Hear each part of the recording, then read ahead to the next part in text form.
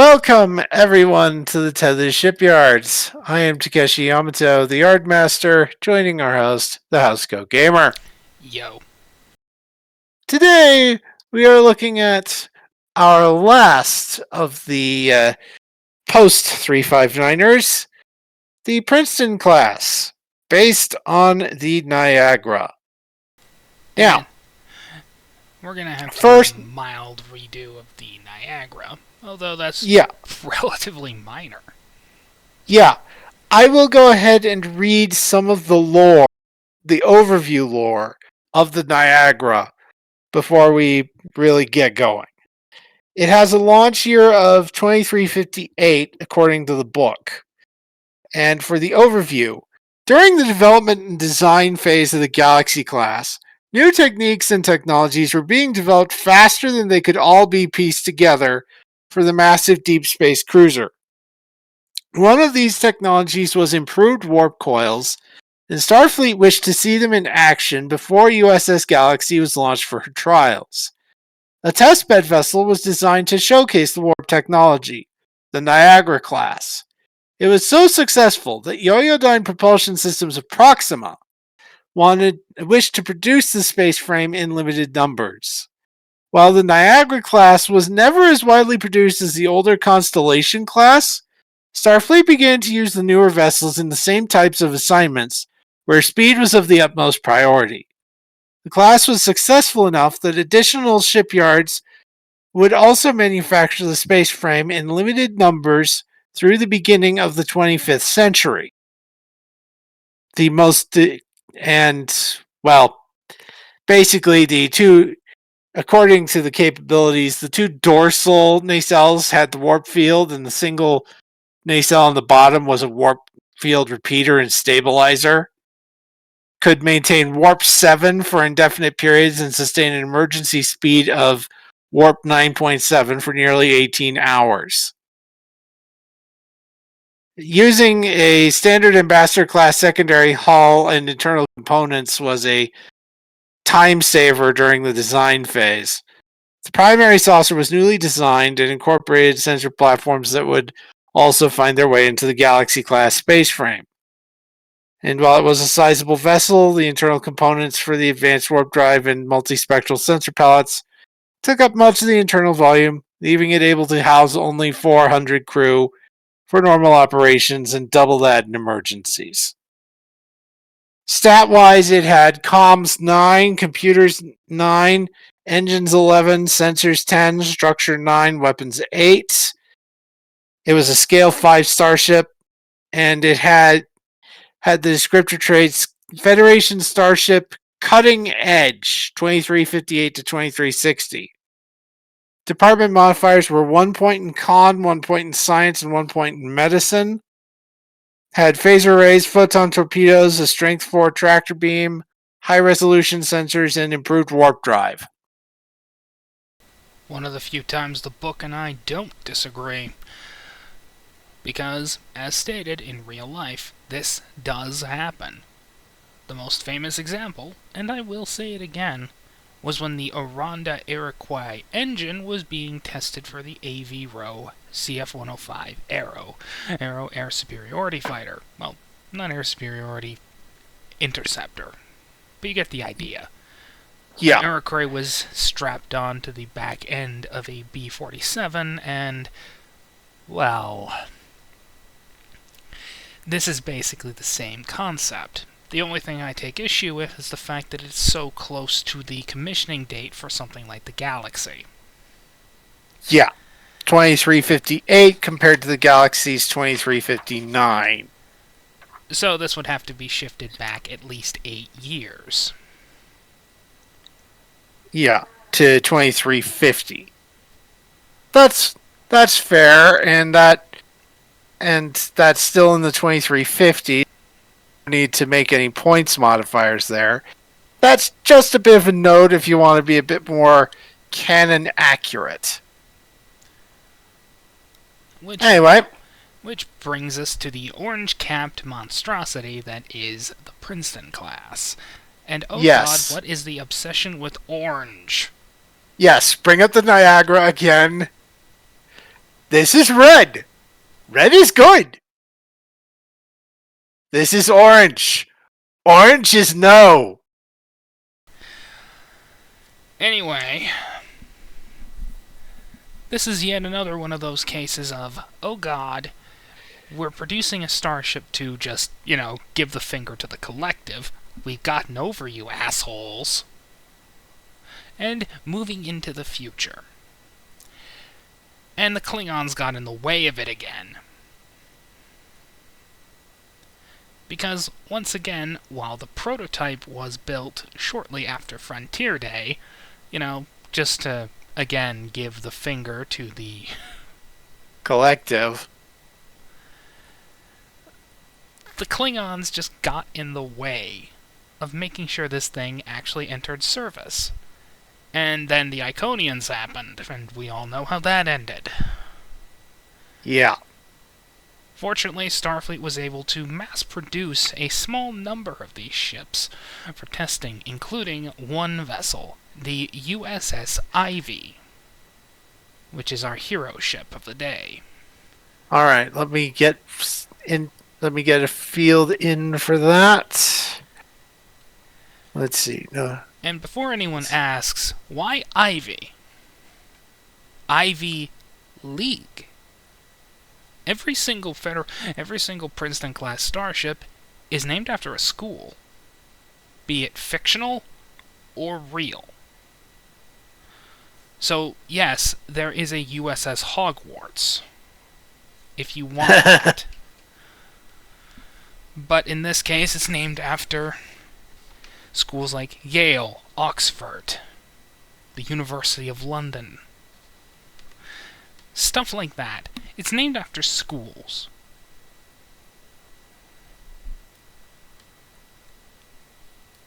Because, let's be honest, school is important. Without school, well, the thing you're watching this on wouldn't exist. Yeah. Hell, I wouldn't be able to make this vid because none of the equipment would exist. Yeah. In fact, most of the Princetons that are around are used as cadet training vessels. Perhaps to drive the point home just a little bit more. Yeah. Regardless, these ships aren't just used to train cadets. And I just realized something. The secondary hull looks kind of like the Lexington 1 from Klingon Academy. A few modifications and, well, it would actually fit rather well. You actually have a point there. I did not see that. Well, I never noticed it until now myself. Perhaps this is another way of getting us ready for something that's coming in the future? Maybe. Who knows?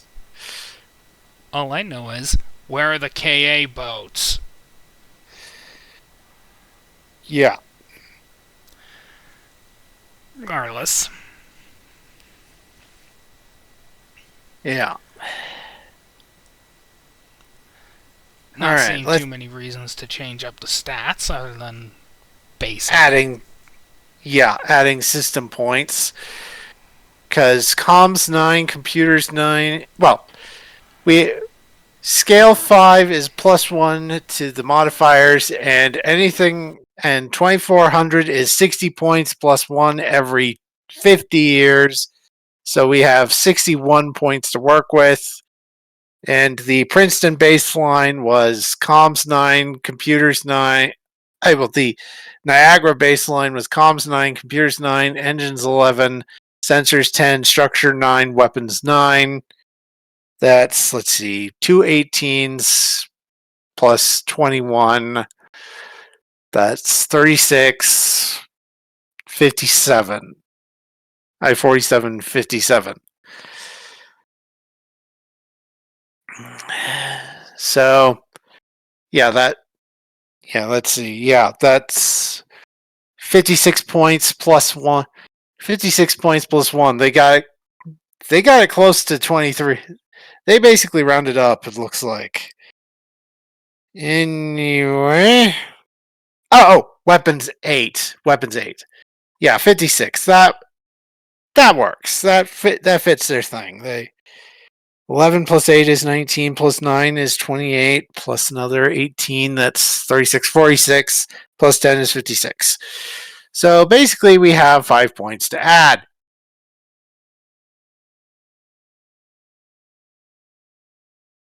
Just a blanket point in every system except one.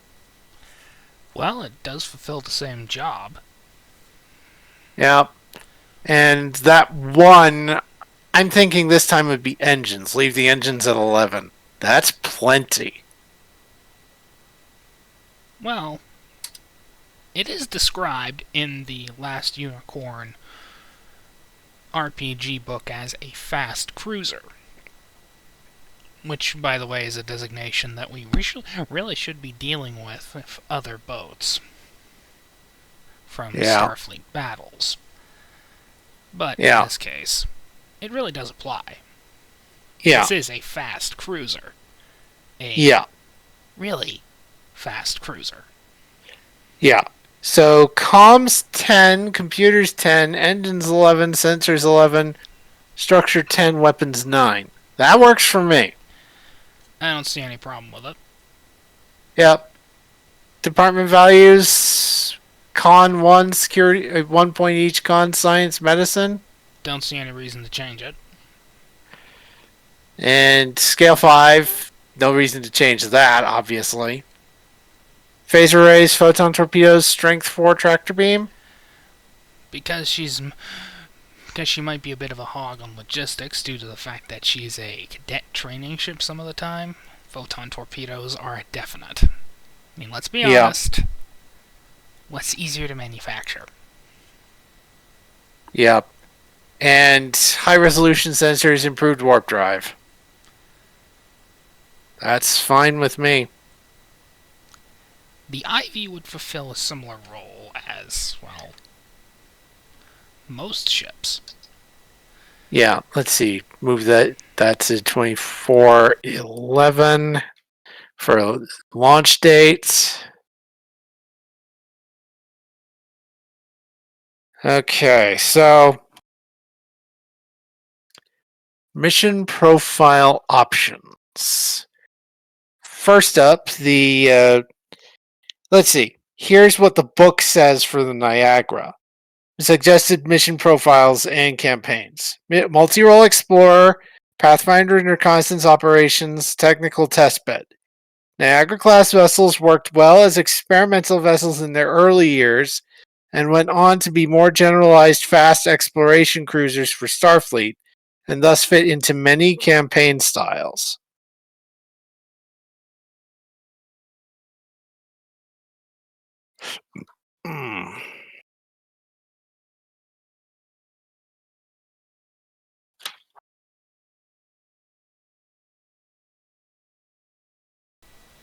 What would an interceptor look like?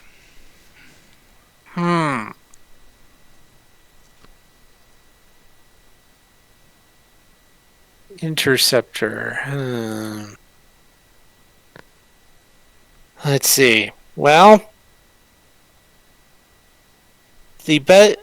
an option for an interceptor type craft would be patrol. That's Command 1, Con 3, Security 3, Engineering 1, Science 2, Medicine 2. That makes the most sense for like an interceptor type. High speed, high combat ability. Profile talent. That'll do. What? Alright. Talents. Profile talent. Let's get that in with the modifier. Let's see. Mission profile. Patrol. Command 1. Con 4. Security 3. Engineering 2. Science 3. Medicine 2. Because this thing had modifiers in con, science, and medicine. Okay.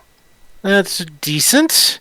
Let's see. Profile talent options are fast targeting systems, high resolution sensors, and improved power systems.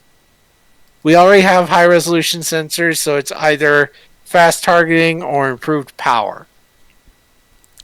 Fast targeting. After all, as an interceptor, the job of a fast cruiser. Yeah. You're going to have to hit fast and hit quickly, as well as hit accurately. Yep. And as a scale 5 starship, we have room for 2 more talents with fast targeting systems, high resolution sensors, and improved warp drive. Let's see.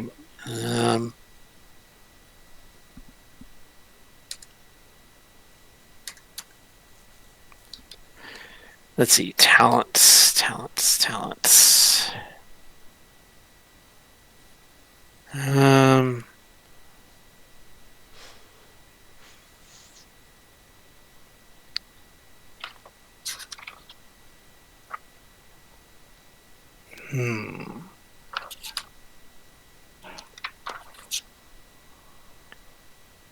We could do improved impulse drive. Considering the size of that impulse thruster? That's a fairly big one. And to push a ship this big?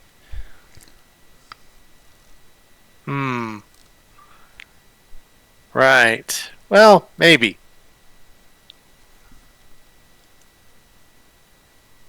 Yeah.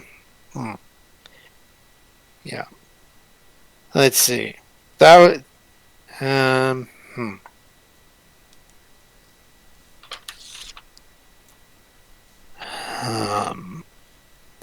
Rapid fire torpedo launcher is an option. There are 2 very, very prominent ones, so that probably fits. Yeah, rapid fire torpedo launcher. Torpedo launcher. Let's see.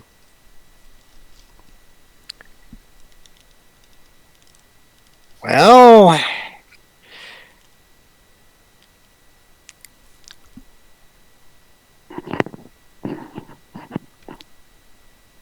another couple ideas we could do. Improved damage control or expanded munitions. That would let us add quantum torpedoes to the weapon list. Most like.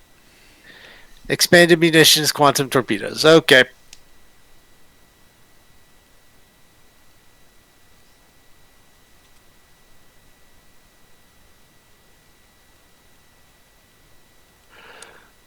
Alright, and put quantum torpedoes in the weapon list.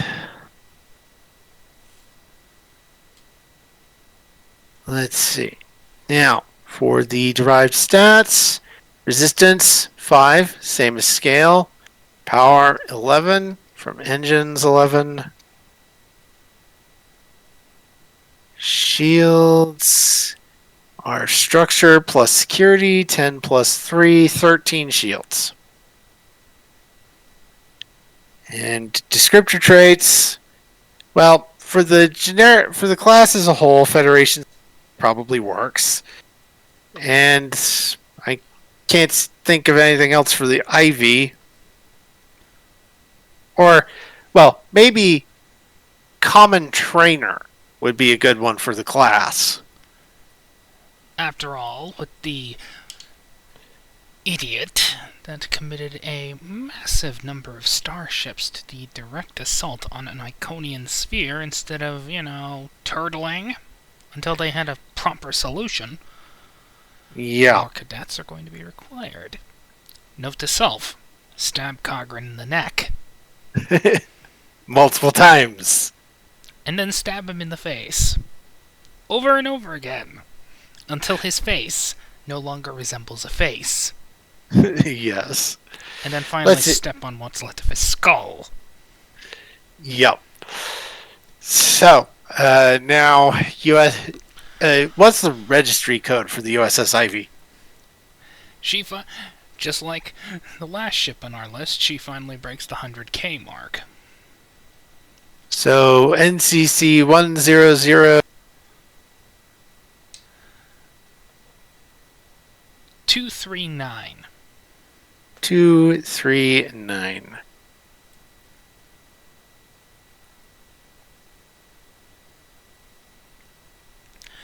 Starfleet needs more boats. And thanks to Cogran, they don't have a choice. Yeah. Fortunately, this particular one may be a hint of the future. After all, downscale a little bit, give it some big sweeping nacelles over the top, well, sweeping pylons over the top, and what do you get? An Audi? A Lexington. Oh. I mean, obviously remove the third nacelle. I don't see why people have a problem with the nacelle under the ship. I just don't. I mean, it works. It works indeed. There's only so much you can do with the saucer nacelle cell engineering hull configuration. And this is different. Yeah. Anyway, that is the Princeton-Class. Perhaps she's a hint of the future with the original Lexington. Yeah, perhaps she is. And of course, in universe, she is primarily meant for trading, but, well, that's sort of needed. God damn it, Cogran. Later.